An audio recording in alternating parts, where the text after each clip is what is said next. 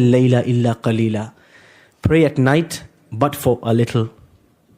Nisfahu, half of it. Aw inqus minhu qalila, or pray a little less than the half of the night. Aw zid alayhi. Allah says pray half the night. Less or more, it doesn't matter. Aw zid alayhi. More than half, fine. Less than half, fine. But what's the most important thing Allah wants the Prophet to do at night? وَرَتِّلِ الْقُرْآنَ تَرْتِيلًا. Make sure you do one thing, O Muhammad sallallahu alaihi wasallam. Make sure you recite the Qur'an with a slow melody. Take your time with the Qur'an. Don't be in a rush. The time you spend in prayer doesn't matter. What is more important to me, O Muhammad, is that you take your time with the Qur'an. وَرَتِّلِ الْقُرْآنَ تَرْتِيلًا. Why? Why doesn't the time, the quantity matter, the pages, the number of verses? Then Allah explains, إِنَّا سَنُلْقِي عَلَيْكَ قَوْلًا ثَقِيلًا. What I'm sending down to you is a heavy word. It's not something you can run through. It's something very heavy. Sometimes there are some books you read. You think you could read 50 pages a day, but you read the first page and you read it again and you read it again and it didn't digest. It's deep. So you don't want to go to the next page. The Qur'an is like that. They're heavy words, deep meanings, complex concepts. You can't race through. Allah's telling the Prophet ﷺ, the most important thing, this is a heavy word, so take your time with it. Enjoy it. Taste the sweetness of it. Don't be in a rush. وَرَتِّلِ الْقُرْآنَ تَرْتِيلًا. The Prophet ﷺ's closeness to Allah, we would have to start at one starting point, which is the night prayer. And this is the first principle for all of us. If you want to write it down, write it down. You need private quality time with Allah every day. We all need private quality time with Allah. We need time, even if it's 5 minutes, time for you to talk to Allah. Time for Allah to talk to you. Non-negotiable time. If you don't do this, my day is incomplete. I feel an emptiness in my chest. I feel a sense of anxiety. I can't move on with my day. I haven't had my breakfast, my spiritual breakfast. A day that does not have this private time with Allah, al-khalwatu ma'allah, is an empty day, spiritually empty day. You will feel numb. The days you spend like this will slowly catch up to you until one day you crash and burn. You miss a salah, an obligatory salah. You snap at your parents. You scam someone in a transaction. You think, how did I get here? Me, I'm such a pious person. I'm so righteous. How did I end up breaking a rule? It's because the days collected, it accumulated. The rust on the heart accumulated until the heart became numb. When the heart is numb, you can commit any crime because you will feel nothing. And so this is a non-negotiable. Every day there must be time for you and Allah. There were 2 times in the day that he would have khalwa. He would have a solitude, time to himself, away from all distractions, away from all notifications, all people with Allah. The first is the night prayer. And the second, after Fajr. وَقُرْآنَ الْفَجْرِ. Allah says the recitation at Fajr, إِنَّ قُرْآنَ الْفَجْرِ كَانَ mashhuda. That morning time, that pure time in the morning is witnessed by the angels. If he had people to visit, funerals to attend, old people to serve, an army to manage and organize, all of this would happen after Fajr. But that Fajr time, don't disturb me, don't come to me, don't call me, don't message me, this is my time with Allah, this 1 hour.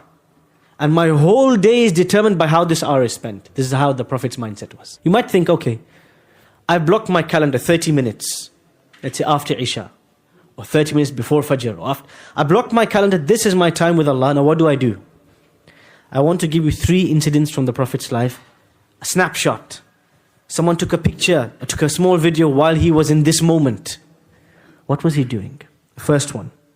One day, Bilal radiallahu anhu enters the house of the Prophet ﷺ before Fajr, before the morning prayer. And he finds him reciting the Qur'an in the night prayer. He finds that he's crying so much, it's like someone poured a bucket of water on his head. And after the salah, he asks him, O Prophet of Allah, what led you to cry so much? I've never seen you sob this much before. The Prophet ﷺ says to him, do you know, Bilal, what Allah revealed to me tonight? Allah revealed to me verses from Surah Ali Imran. إِنَّ فِي خَلْقِ السَّمَاوَاتِ وَالْأَرْضِ in the creation of the heavens and the earth. وَاخْتِلَافِ اللَّيْلِ وَالنَّهَارِ, and in the alternation of night and day. لَآيَاتٍ لِأُولِي الْأَلْبَابِ, there are signs for people who think. These verses, the Prophet ﷺ did not race through them. He spent time with them. He contemplated them until they moved him to tears, until the tears took over his body. This moment is recorded until the end of time. It will be a timeless memory, that it is not about how many pages you recited, but it is about how many tears you shed. It is not about how quickly you finished, but it is about how deeply the impact was felt of those verses. The second incident, and perhaps the most impactful incident in this context here, of the night prayer of the Prophet ﷺ. Aisha radiallahu anha tells us, one night the Prophet ﷺ recited one ayah again and again and again and again the entire night. Imagine now the night Isha comes in at 8, and imagine Fajr is at 5, and imagine for 8 hours he stood reciting one ayah. I challenge you to try it for 20 minutes, you will get bored.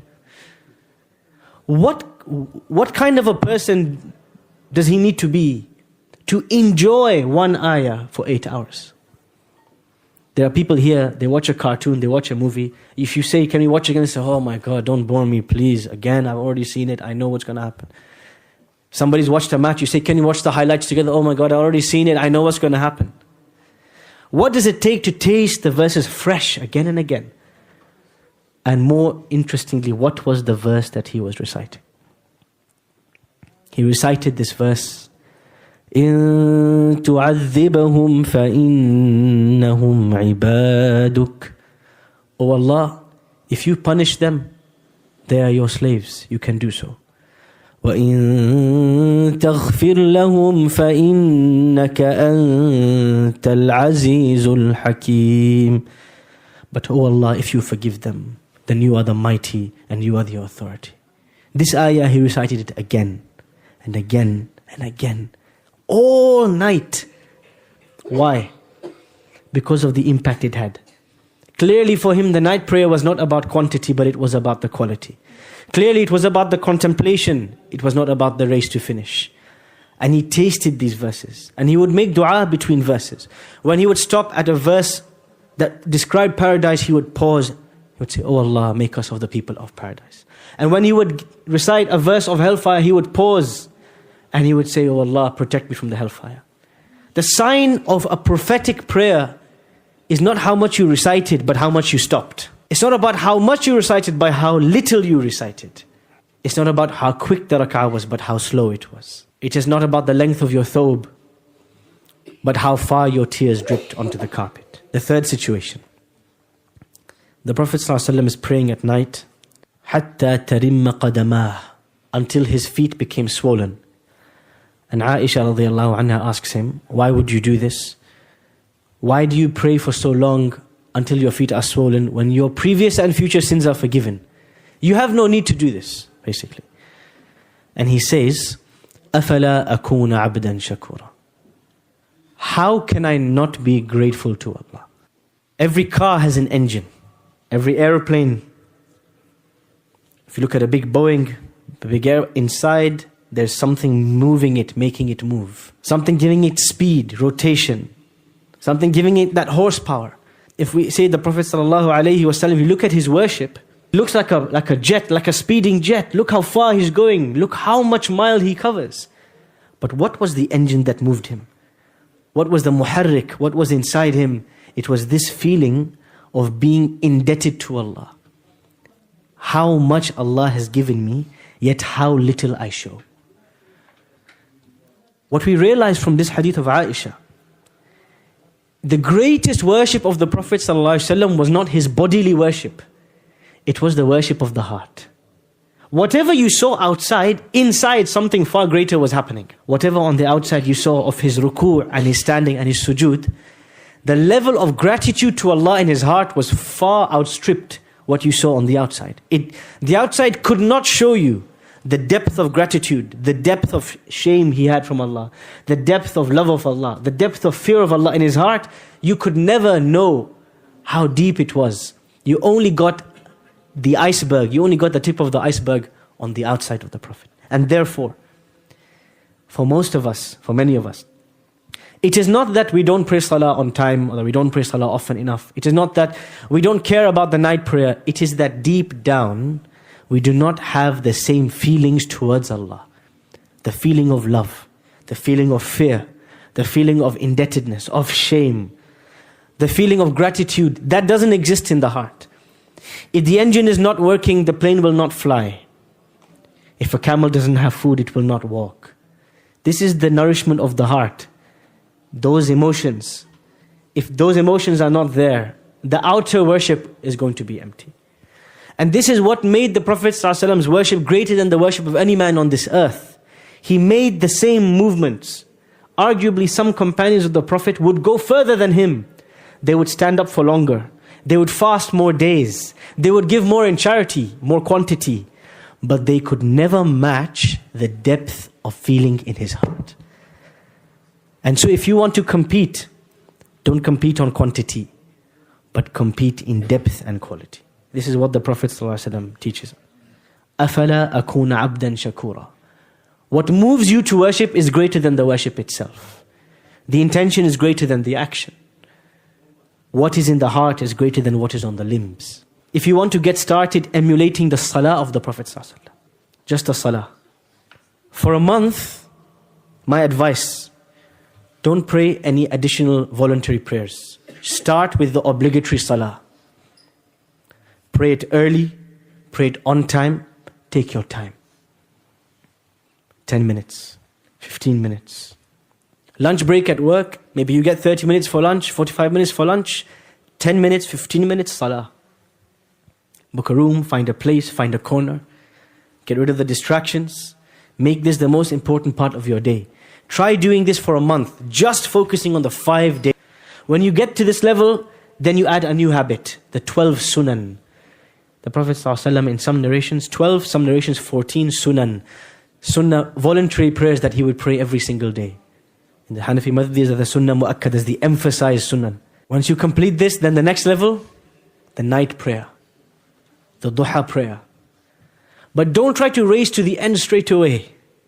Build it like a building, like a foundation, one by one, until you get to a place where you can manage many things at once. First principle, if we want to emulate his worship. Quality over quantity. Inward, more important than what's happening outside. Okay? This is the first. The second principle, the principle of consistency. The principle of consistency.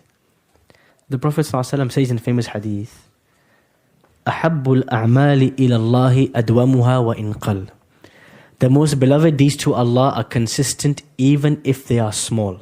What does consistency mean? It means this action, this habit is so important in my life. If I miss it, I will compensate for it. I will make it up later. So if the Prophet ﷺ would miss his sunnah, his 12 sunnah, the 12 sunnahs he would pray every day, or 14 depending on which narration you take, he would make them up later. If he missed the night prayer, he would make it up in the daytime. Because these are his habits. These are the pillars of his day. They never change. They never move. They never sway. This is consistency. When you do something consistently, you start to realize on a daily basis, you won't see the effect. But there's a compound effect. Say every mountain starts with a pebble. One pebble, another, before you realize it's a mountain. The Prophet ﷺ, this is how his worship would be. Small, but consistent. So when we want to copy, embody, emulate the Prophet ﷺ, we have to start with something small that we can do. We have to be realistic. The Prophet ﷺ says, when he's giving advice about this, he says, إِكْلِفُوا مِنَ الْأَعْمَالِ مَا تُطِيقُونَ. Take on board deeds that you are actually realistically able to do. فَلَنْ يَمَلَّ اللَّهَ حَتَّى تَمَلُّوا. Allah doesn't get bored, but you might get bored. Don't overdo it. So start with once a week. You can do once a week, make it twice. You can do twice, make it 3 times, 4 times. Hold yourself.